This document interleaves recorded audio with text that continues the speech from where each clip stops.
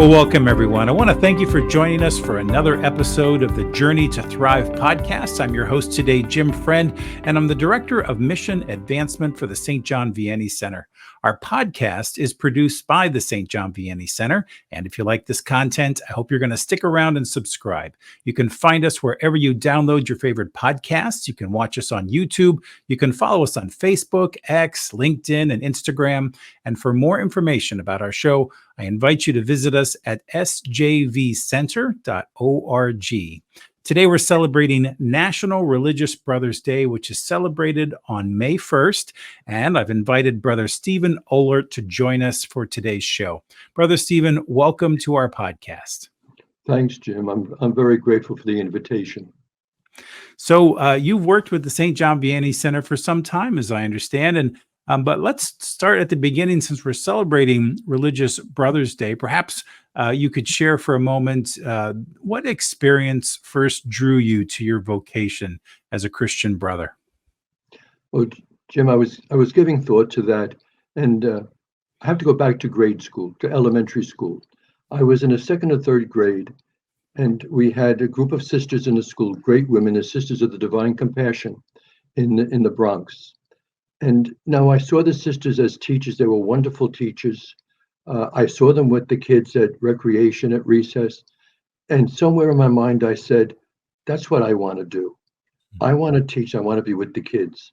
And then I was in the school for 6 years, and my parents sent me then to the brothers' school. And so the 6th and the 7th and 8th grade were with the brothers. And from there, it was God's grace. Was there a particular brother or two that that mentored you, or that you formed a relationship with, or was it just kind of the experience of being with them? It was the experience of being with them, but nonetheless, along the way, my 7th grade teacher, Brother Benedict, was extraordinary. Brother Daniel, my 8th grade teacher, two great men. Brother Daniel went on later on to be a missionary with our brothers in Africa. Always an example of commitment and dedication. And so along the line, I met so many great holy brothers who inspired me and taught me how to be a brother, and to be a brother at my best each and every day. Mm-hmm. And that's beautiful. And I think so often in our life, it's those mentors that inspire us in some way to do something, to aspire to something greater than ourselves. And that's beautiful. What did you enter formation right out of high school, or was it out of college? When did you enter? Well, Jim, let me say this. I entered the junior novitiate of the brothers in the 8th grade, from the 8th grade. So from 9 through 12, I started my formation as a junior novice with the brothers, went on to the novitiate scholasticate. So it was early on, and I must admit that while my parents were very supportive, they were concerned about my leaving home so early. Mm-hmm. But in those days, when I entered the brothers, going to the juniorate, it was common in those days for elementary school kids to move into the high school program, whether it be in the religious community or the seminary. Interesting. Yeah, that definitely is a different time in history. And so was it kind of like going away to boarding school in some ways? You'd come home to your family and see them on holidays and that kind of thing? Well, yes, it was sort of, it was a boarding school. Mm-hmm. And we were able to go home in the summer for vacation. And then in my second year, we were allowed to go home right after Christmas for a while, and then things moved along. So we went home twice a year for good periods of time, and then our parents were allowed to visit several times during the year. Wonderful. And so after high school, we know that you received your MS degree from Syracuse. And how did that program kind of shape your vocation and your ministry? Well, I received my MS degree from Syracuse University in education counseling, and that helped me work more closely with the youngsters and with the faculty, and it certainly helped me in my role as an administrator in the high school situation, where I spent 23 years in administration in our schools throughout then the New York district. And it gave me a lot of strength, a lot of insights, It also opened me up to be willing to learn uh, and not to hesitate to deal with suggestions and recommendations that came from staff and even some from students, and certainly dealing with the parents of the students. So it gave me the ability to see with the eyes of faith, which is just part of the spirit of our institute as well as the spirit of zeal. Uh, and so I think along the way, it helped me grow as a brother. And through the support of the brothers in my community, it was a great asset as I continued on in the ministry of administration. Hmm. I'm sure it did. And what was that like? I would imagine life in the brotherhood and in eighth grade and in high school was probably very different as life in the brotherhood as a young adult versus to where you kind of moved on at this point in your life. But what was that like, kind of almost growing up a little bit in that brotherhood? Uh, I have to say, Jim, it really was a marvelous experience for me.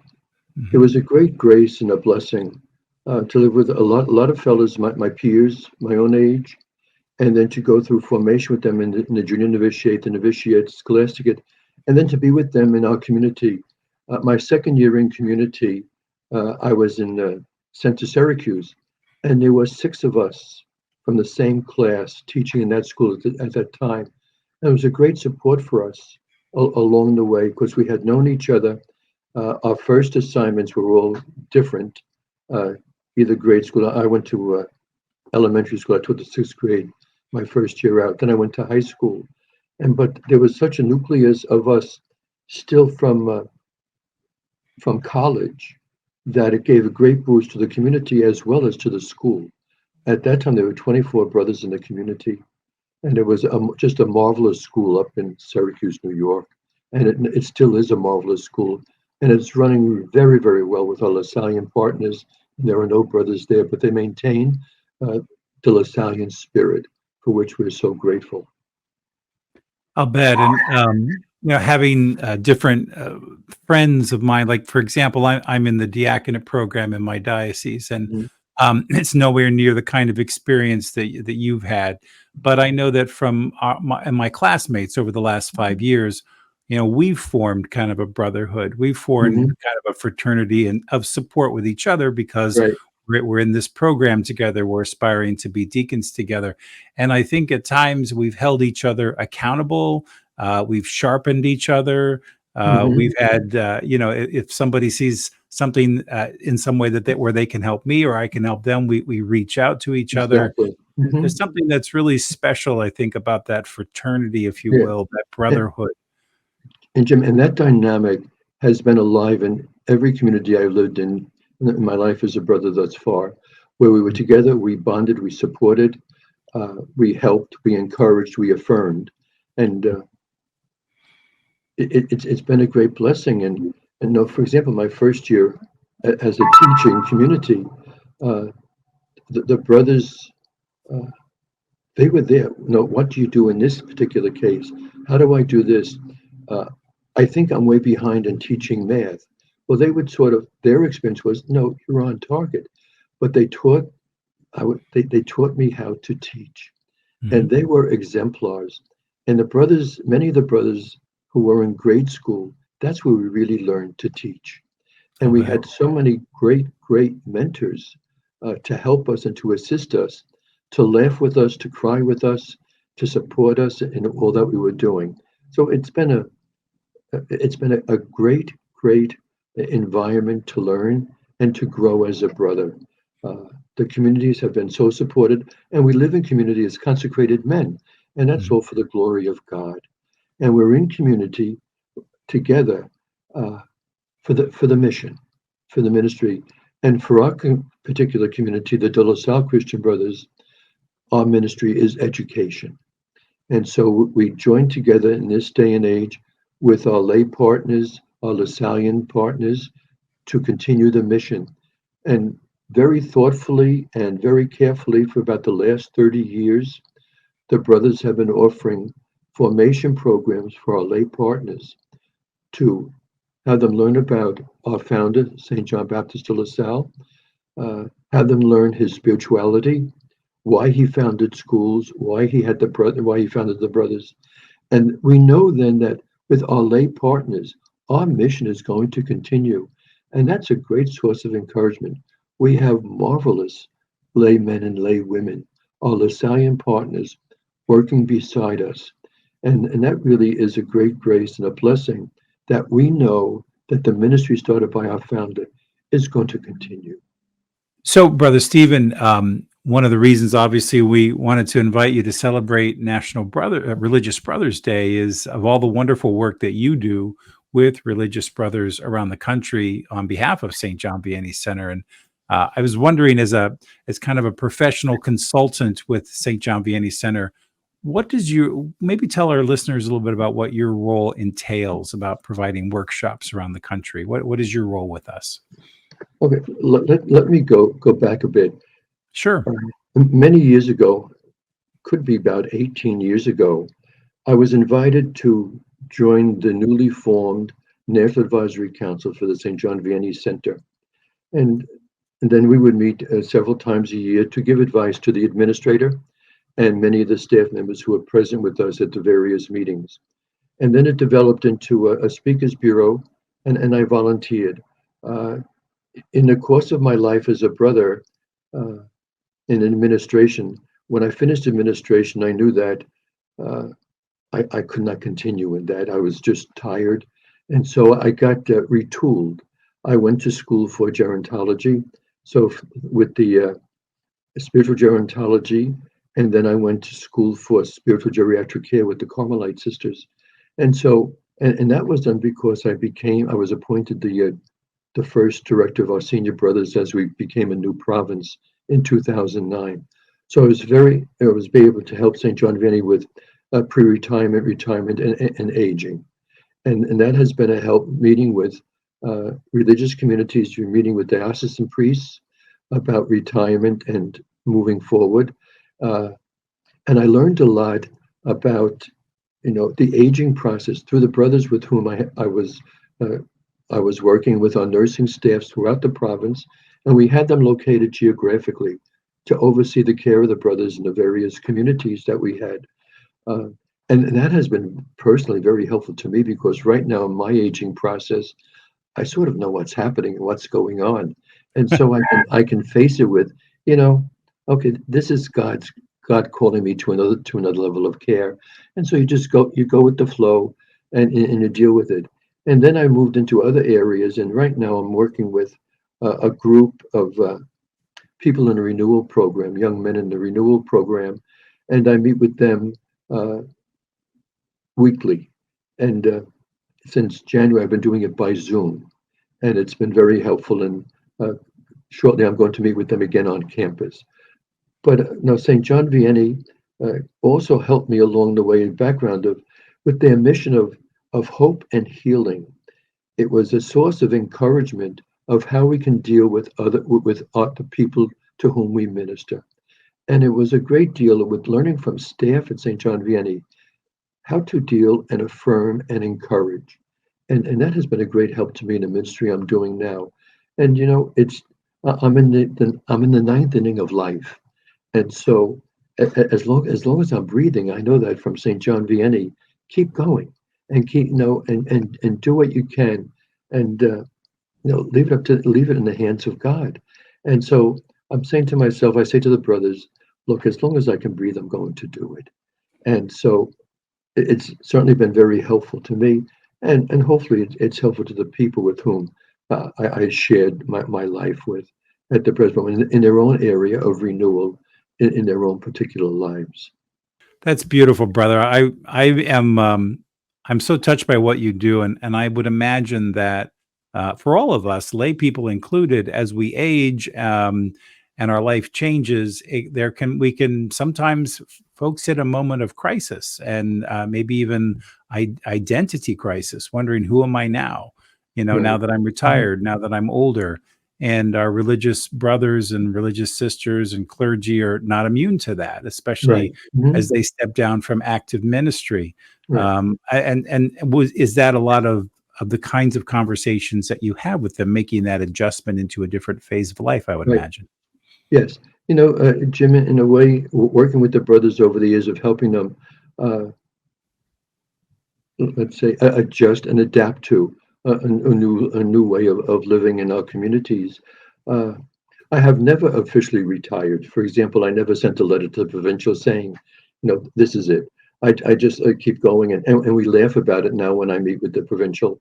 Uh, but we're called to be ministers, to minister, and we're called to be uh, supportive and to deal with people in the periphery, the kids in the margins, and so on, and bringing that to the adult life. It's a great thing because one of the things with the spirit of our institute and our LaSallian partners is our role is to uh, teach minds and touch hearts and transform lives. And that brings together what I'm doing with the renewal program. And also, if you look on the Saint John Vianney webpage, there's also other areas I deal with uh, for Saint John Vianney. Uh, but it's a great opportunity for me, and to know that an, the ministry at Vianney supports it, and they affirm and encourage what I might do, what any of us in the outreach program will do. We know they're behind us, and they have confidence in us, and that is a great blessing to have, and to know that what you're doing is for the good of the church. It's for the good of the brothers. It's for the good of our institute, and so hopefully helpful to the people to whom we minister. Without question.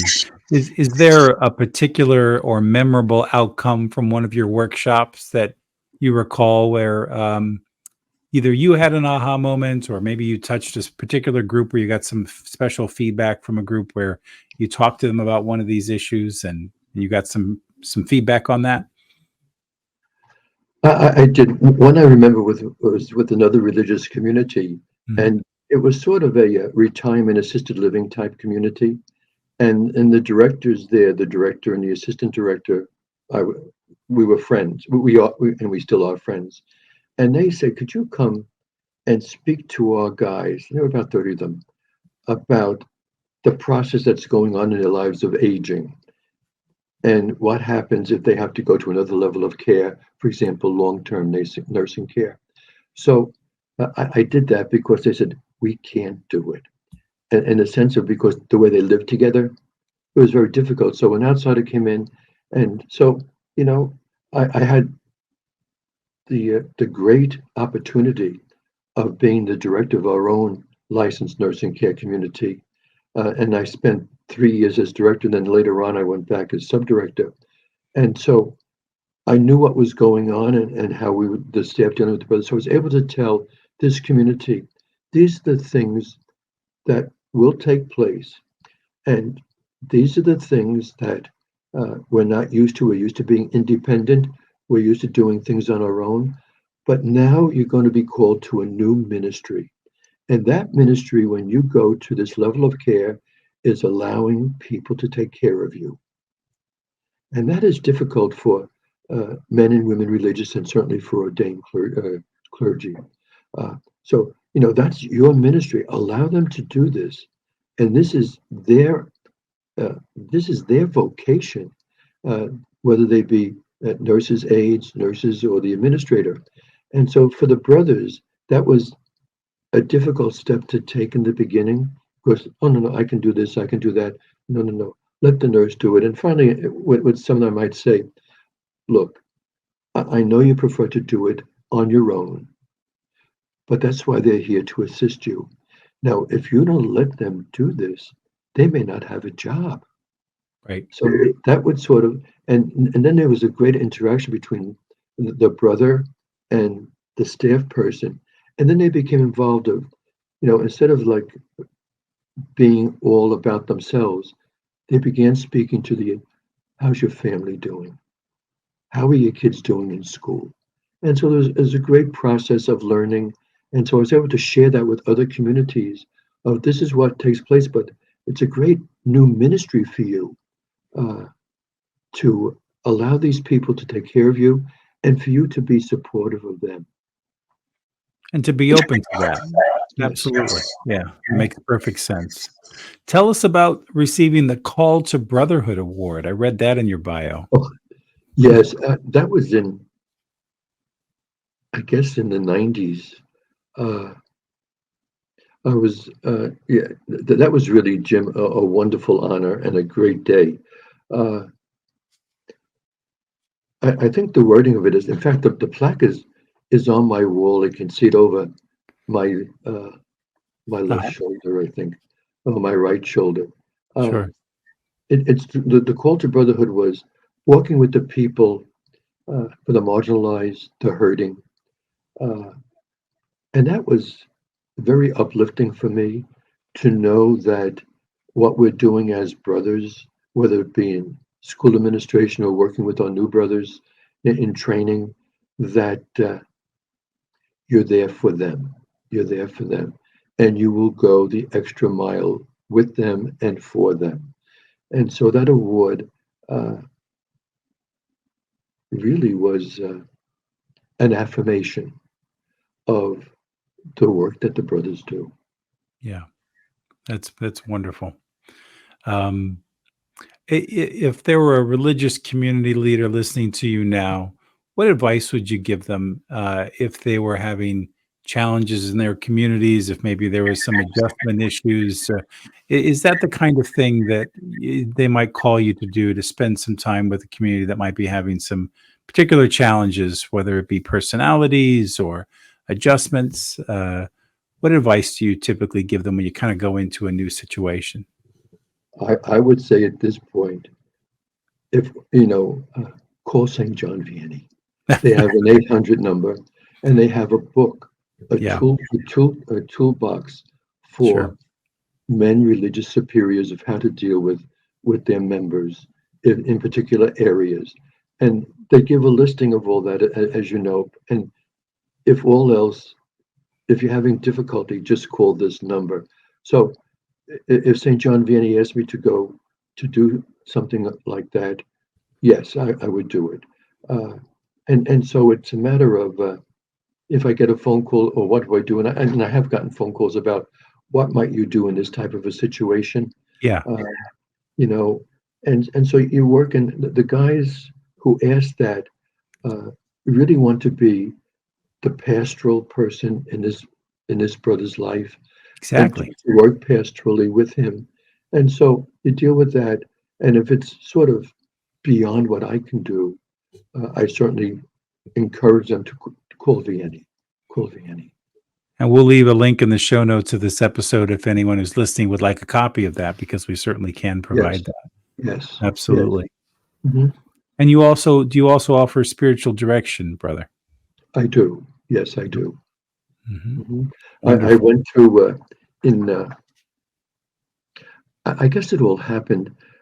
I was finishing my time as director of formation for the province, and I was finishing because a new provincial was coming in.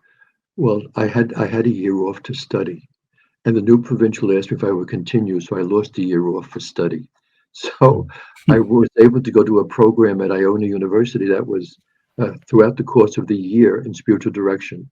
So I received training from them, and I received training from the Archdiocese of New York as a spiritual director.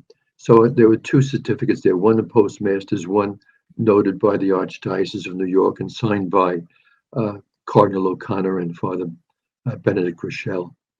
Oh, wonderful. Yeah. Yeah, you have quite a few certifications and credentials behind your name, brother. We're so grateful So to you for spending this time with us. What I would imagine that over time you've seen a lot of changes in the landscape of religious mhm, and kind of pastoral care. mhm. Where do you see some of it heading today? I'm sure that you have an eye on the future. Well, Jim, uh, I'm very hopeful for the future Hmm. because our province, uh, in the early days, before we became the District of Eastern North America, we offered the formation programs for our lay partners, and some of them are deep in our spirituality, deep in Lasallian formation, and that's an encouragement to me that okay, we're looking for vowed members. Yes, certainly we are, but the vowed members we have are very active in their particular ministry, whether it be the middle school, the high school, the higher education, the missions, welfare work where we work with kids adjudicated by the courts. All those at one time were filled by all brothers, but that's not the case today. But our ministry and our mission is continuing, and it's continuing well. And I see, I don't see the point of sitting down in the corner weeping over it. We're flourishing in many ways, maybe not in the USA, but we're flourishing in our institute around the world. And our brothers, the De La Salle brothers, are in 80 countries. And in many of we're growing, we're doing well. And we're doing well in our region in the United States because we have a lot of support from our lay partners, our LaSallian partners. So I look forward with a great deal of faith. I'm delighted we have these partners in various programs. I hear them, I see them, and I know that the mission is continuing. So I've been blessed as a brother, certainly with living with so many great brothers over the years, and being associated with a great amount of our lay partners. When I was in high school administration, our lay partners were extraordinary and very helpful and kid focused, and that's what we're about. It's the ministry. Wonderful. Well, Brother Stephen, I just want to thank you again for joining us today and celebrating with us on behalf of your community, Religious Brothers Day. Thank you for your vocation, and thank you for all you do in your ministry for us. Jim, thank you very much for this opportunity. God love you. Thank you so much. And I want to thank all of you for joining us today on Journey to Thrive. Once again, you can find more information about our mission and ministry and about Brother Stephen in the show notes of this episode. Thanks again for joining us, and God bless.